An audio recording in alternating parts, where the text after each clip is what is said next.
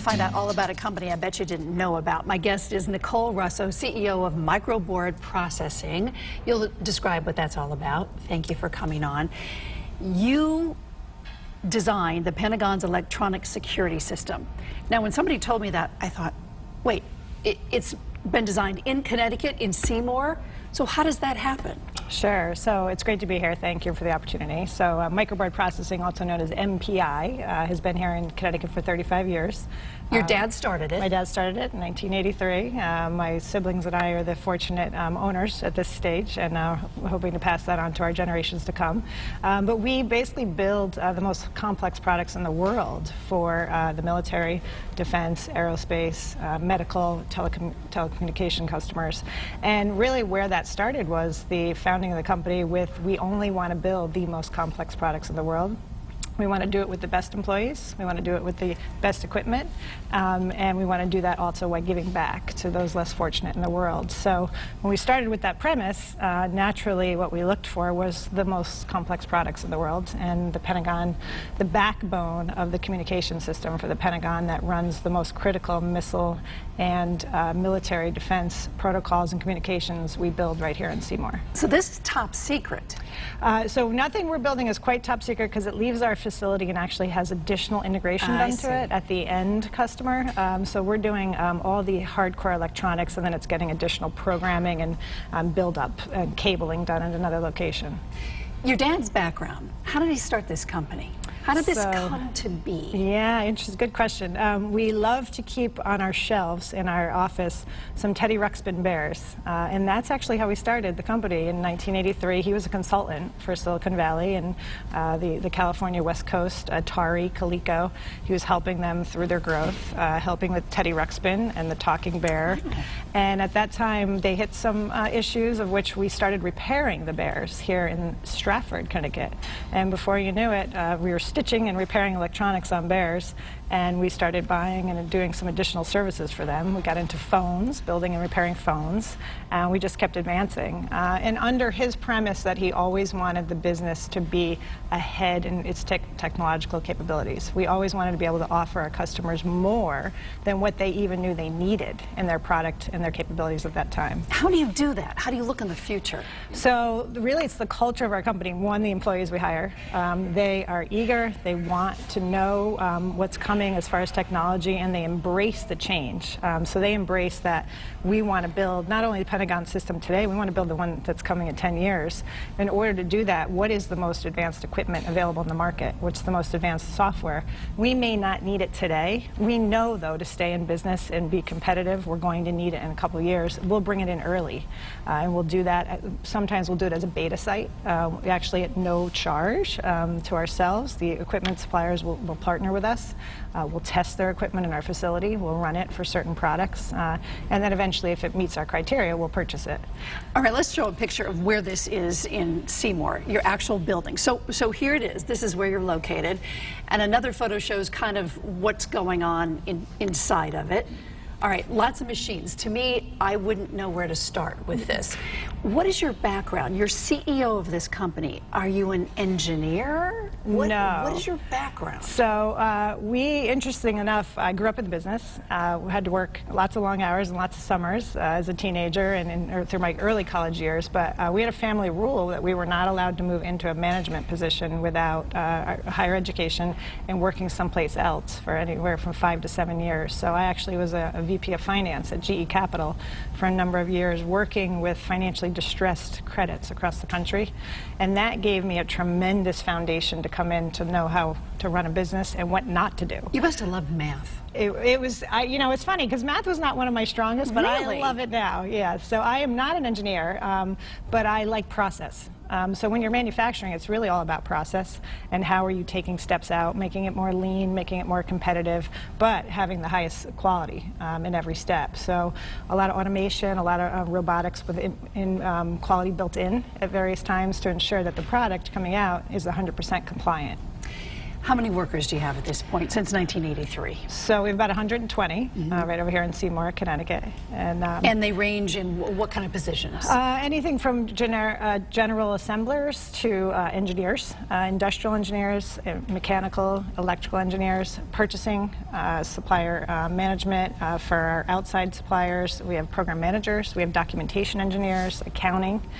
So a wide array of to run a business of this magnitude with lots of different aspects to it. What would you tell somebody who has no idea what you do? What's the elevator pitch to your company? Yeah, it's interesting. I often say it's almost like baking cookies, and I know that's sounding it, but you buy all the parts. You go out and you buy all the electronic parts, the components.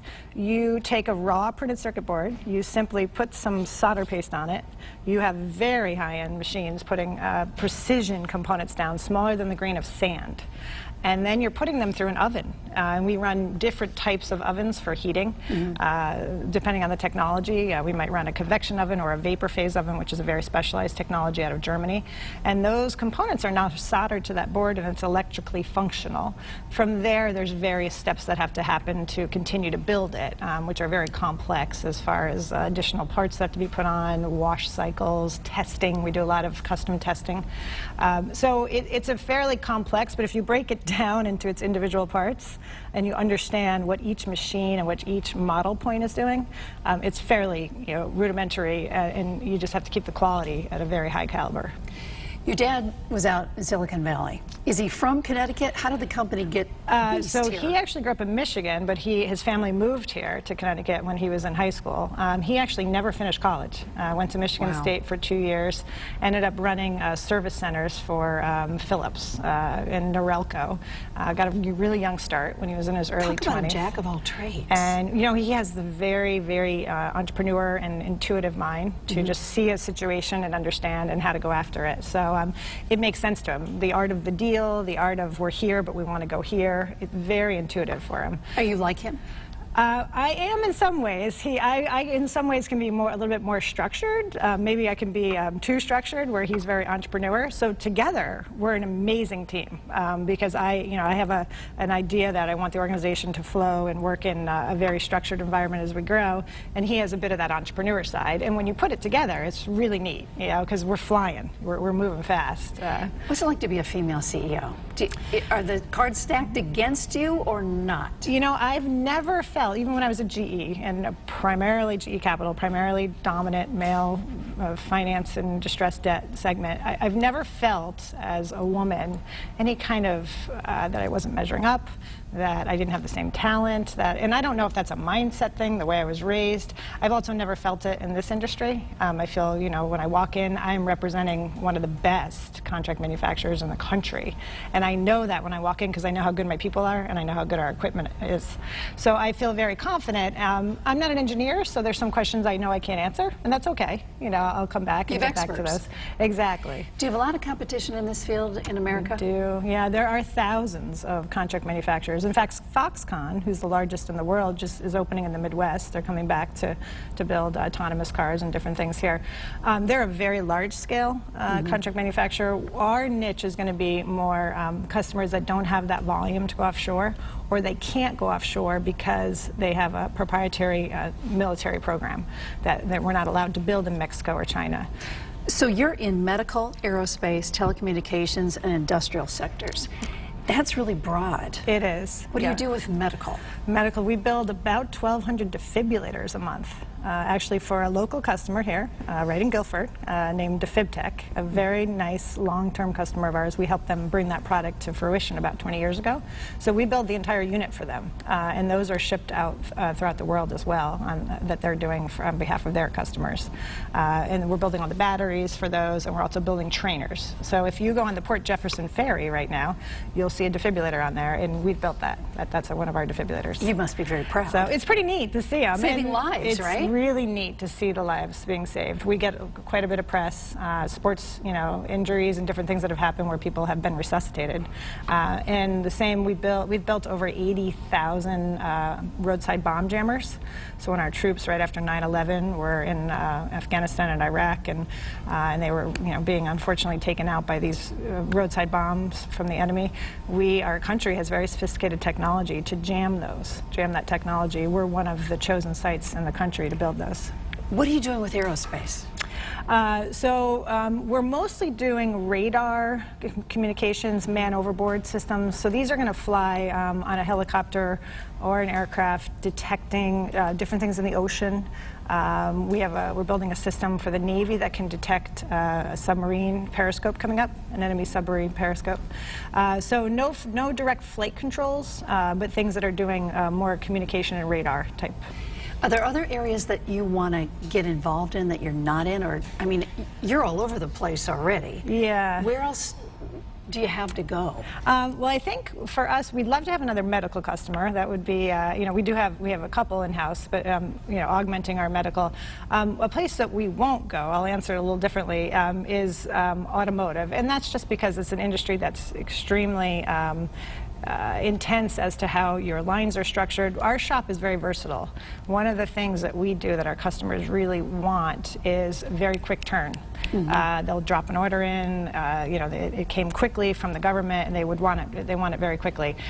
So we don't have dedicated lines for any of our products. All of our lines are qualified for all of our customers. And when you look at an automotive segment, although it's a great segment, autonomous cars, it's not a segment that would allow that flexibility. So we know what we don't want to be. We know the segments we're in right now we'd like to expand. We know that the medical, the telecom, cloud, the 5G network, those are tremendous places to be. Technology is moving so fast. How do you keep up with manufacturing as it's moving so fast? And it's a good question. We have a wonderful VP of sales. He's out there talking to lots of different customers that he's known over the years and the products that they're developing, handheld secure radio systems, cyber type devices that are either breaking or warning on cyber threats. So what we're doing is we're looking at the customer and what they need as far as what's the complexity. If it's complex, we want to run it.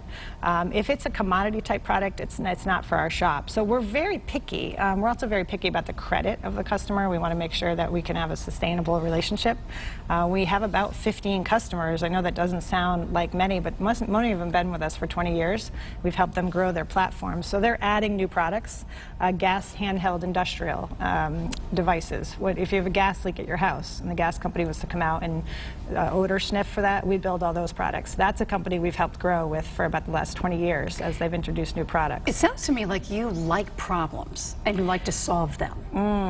You're good. Yeah, so we had a situation with a customer where they had a unit that was not able to be shipped to some of our urgent Army needs, and that was because one printed circuit board in there was unfortunately not working for them from another supplier. So they came to us and asked us if we would take the challenge on. We honestly didn't know. We had never seen a board this difficult, this thick, this dense. Was it made in this country or somewhere else? They were making it here in the U.S., and unfortunately, they just didn't have the right recipe on how to do it. So they had considerable product that was bad. So you started making the cookies. So we started, and we said, we think we can do this, but we think we need technology out of Germany to do this. And within about 2 months, we had the technology in-house. We flew it in, didn't freight it in, flew it in.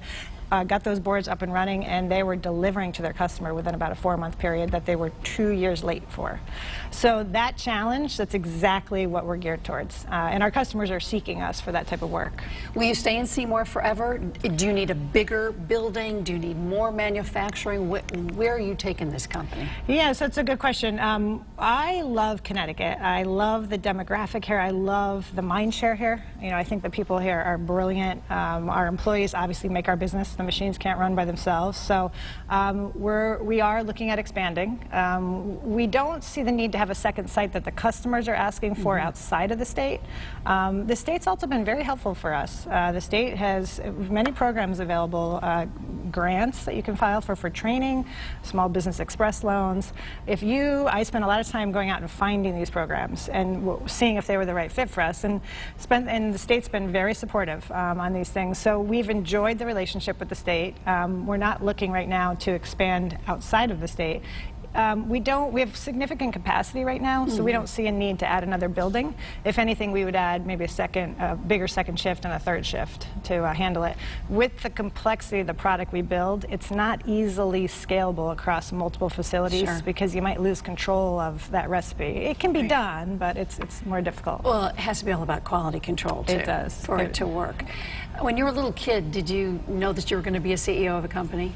I was an avid equestrian, so I traveled around the world doing show jumping, and to this day, I still think that's where my work ethic comes from. I just love to really work hard.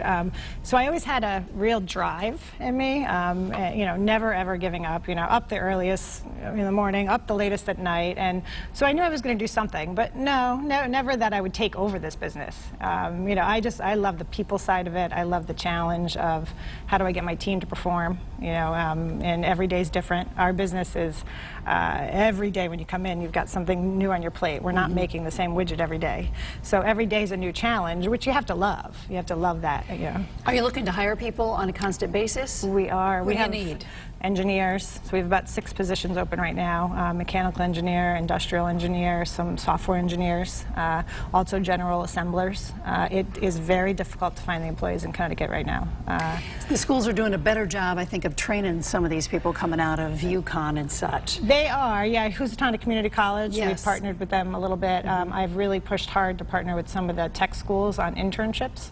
Actually, I got started at GE in my career as an intern, so I've been a big proponent. Every summer, we bring in between 8 and 10 interns, and those can range from accounting and HR to mostly engineers, and we've been very fortunate. One, the impact they've had on our business, but 2, that a few of them have looked to join us going forward. So it's a nice feeder program. Right. Thing you're most proud of as CEO of this company, either that you've made or you sat back and said, there you go. Yeah, that's a good question, because every day it still amazes me kind of what we're able to consistently deliver with approximately 400,000 printed circuit boards a year with less than 0.1% returns. So we almost get nothing back. Wow. So if you were to ask me, is that the most important metric? Probably, because I have very satisfied customers. I'm not shutting their production lines down. I don't have a cost of product coming back. But it's also a requirement in the world we live. So I'm glad we hit that. So I think I would move to my second thing, which is that we can deliver the most complex products in the world with that same low return rate. So we're not only building it correctly, but we're building the most complex products in the world correctly, which many of our competitors can't say they can do. So that when you put those two together, I'm super proud of what my team can do. Based in Seymour, Connecticut, Nicole Russo, CEO of Microboard Processing, thank you so much for coming on. So thank you, and it's great to be here with you. You're welcome.